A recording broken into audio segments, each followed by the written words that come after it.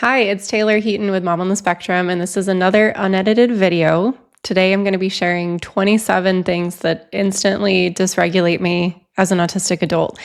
These are actually some things from me and then some things that were sent in by people in the Mom on the Spectrum community. So I posed this question.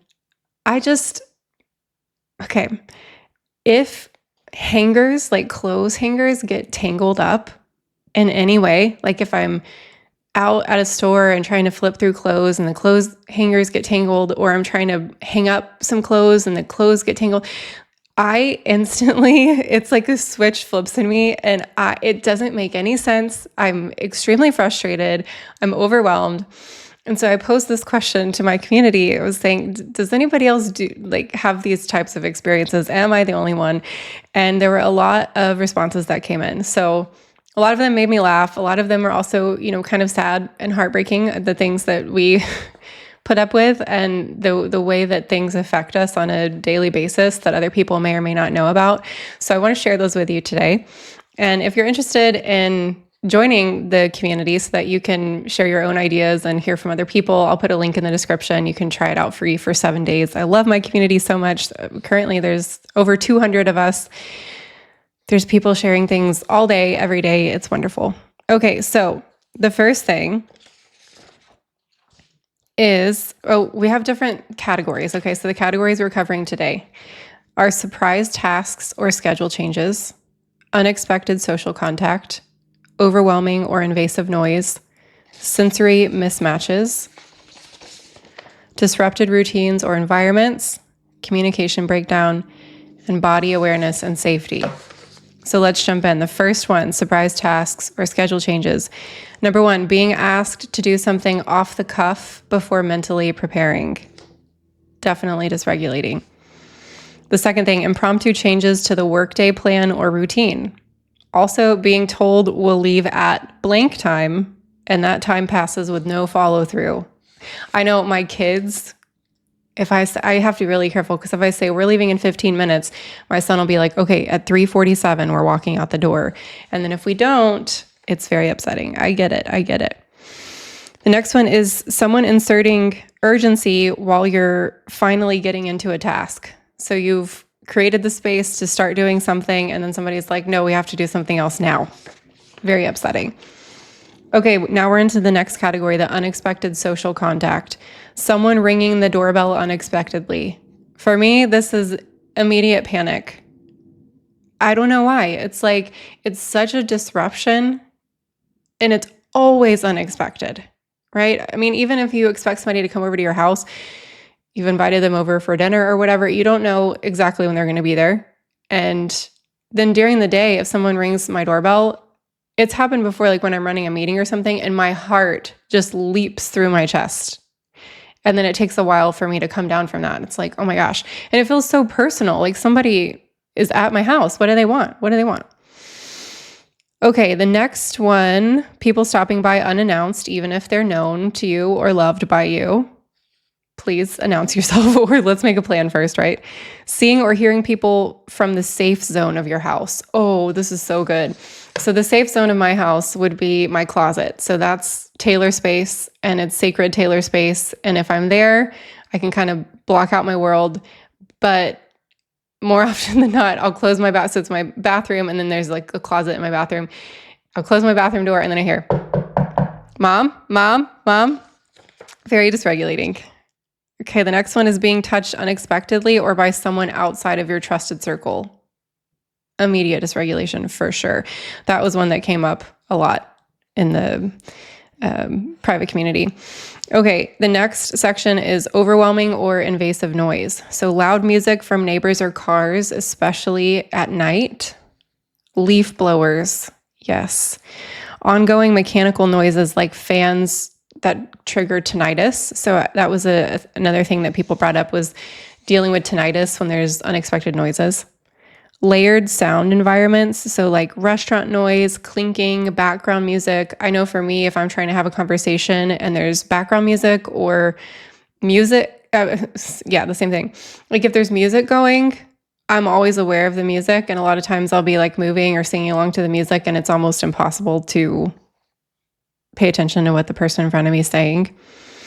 I also just hear lots of noise in the background that other people don't seem to be aware of at all. The next one is unexpectedly loud places that were described as quiet. Yeah, that would be dysregulating. Multiple people or devices demanding your attention at once. That, for me, that's at the top of my list. If I'm talking to somebody and another person starts talking to me that I'm not talking to, and there's multiple streams of information or needs going on at once, oh my gosh. It makes me want to just throw my hands up and be like, ah! The next one is clashing or patternless noise, like someone loading a dishwasher. That's such an autistic answer. Patternless noise. I love this community so much. The next one is chewing sounds or repetitive human noises. Yes.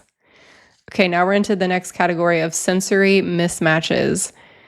Texture surprises in food, like unexpected flakes or crunch. Unless they are expected, like, okay, so my new favorite ice cream is Van Leeuwen, and it's not new, but the best flavor is honeycomb. Is that what it's called? And there's little crunchy bits of honeycomb in there, little bits of crunchy honeycomb in there, and they're the best. I really like those because they're expected. But if they're unexpected, I do not like unexpected flakes or crunch. All right, I will stop this voice, but now I'm kind of like stuck in it. So, all right. The next one is getting the wrong type of night guard and not realizing until it's in your mouth. That's a very specific one. But yeah, on that note, like I wear a night guard as well, and getting used to a night guard is a sensory nightmare. Like I wanted to throw it across my room. I hate my night guard, but also it protects my teeth because I grind my teeth at night. The next one is food that looks like something familiar but isn't. It's like those shows. It's like, Is It Cake? When they make it look like something completely other than cake, but it's actually cake. Does that upset you? I don't know. Who sent that in? Okay, I've got the names here, but I'm going to keep everybody anonymous. You can check it out by trying out our community. The 7-day free trial for the community, you don't have to put a credit card in or anything. That was by request from my ADHDers because we know that when we sign up for things with a credit card, we forget to cancel them. So totally low risk. I will put the link in the description. The next category is disrupted routines or environments. So someone straightening up your things, touching your things, maybe without actually organizing, especially if you've created a little nest for comfort or functionality. That's very upsetting. The next one is shared or cluttered spaces being reorganized without your input. Yes. Next category is communication breakdown, being interrupted mid-thought or mid-task. That is at the top of my list as well. If I'm focused on something, please don't interrupt me. People misunderstanding you and assuming negative intent. Oof. That is such an autistic thing too. And again, these aren't going to apply to every person. And if they don't apply to you, it doesn't mean you're not autistic or whatever. These are just generalizations. And again, examples sent in from the community. But I know autistic people, we tend to have such, sorry, I'm really trying to be aware of my mouth noise. I know people, oh, this is unedited. I'm trying to be aware, speaking of, things that dysregulate us. Let's keep going. So we tend to be so aware of injustice. And I think this kind of plays into that. Like if somebody misunderstands us, it's like, I feel like our heart is usually towards, we want to be helpful. We want to be kind. We want to be just. And if there's a misunderstanding, it feels unjust. It's like, no, that's not what I meant. You're misunderstanding me. It feels very helpless. And I think many of us have been misunderstood so much in the past that can be very triggering for us. The next thing is joking about your serious words before you've had time to explain. I can't remember. I don't have more information on this one. Joking about your serious words. Oh, yeah, I can get that. And what this brings up for me is like a lot of times I think stuff that's funny is like to say something with like deadpan, and I think it's funny, but it doesn't come across as funny. And sometimes I just don't unpack that at all. I just let people sit with the discomfort. I don't know if that's what's going on here. But let me know in the comments if you have another interpretation of that. And then our last section here is body awareness and safety. So being walked up on from behind, especially at a desk or a trapped space, oh my gosh, very dysregulating. Sudden proximity, like someone sitting too close. This happens with my children. All of a sudden it's like, hello, mom, I'm right here. And that's like very, very dysregulating. And then the last one on our list today is soft touch versus deep pressure. Some prefer firm contact when it's expected. So like very light touch can be extremely dysregulating for autistic people. So anyways, that's our list. I'm very proud of it. I saw them coming in. I'm like, oh, I just love this community so much.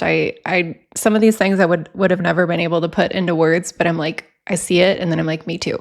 So check out the community if you want to see it for yourself and have, silly little prompts like this occasionally.